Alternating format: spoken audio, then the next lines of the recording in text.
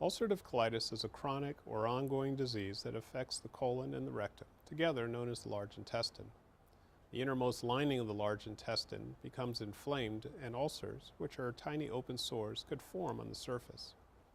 UC, or ulcerative colitis, unlike other inflammatory bowel diseases, such as Crohn's disease, affects only the large intestine and only the innermost lining of the large intestine.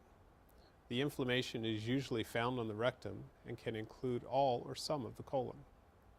Although UC is continuous and usually initially appears in the rectum, it may extend as far as the colon's entire length. As many as 700,000 people are believed to be affected by UC, and the disease has a tendency to be hereditary. In fact, up to 20% of those diagnosed will have a close relative who also has UC. Men and women appear to be affected equally by UC, although more men tend to be diagnosed later in life than women. The symptoms associated with ulcerative colitis vary from person to person, depending on the severity of the inflammation and where it occurs. Some common symptoms include abdominal pain, periodic diarrhea, loosened stool, loss of appetite, rectal bleeding, fever, weight loss, anemia. It's the inflammation in the lining of the colon that causes painful symptoms that are commonly associated with ulcerative colitis.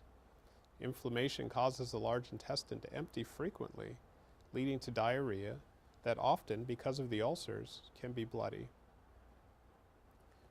There are several types of ulcerative colitis as well, the type depending on where the inflammation is located.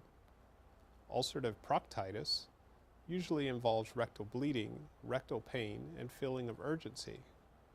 These symptoms are most closely related to the rectal area.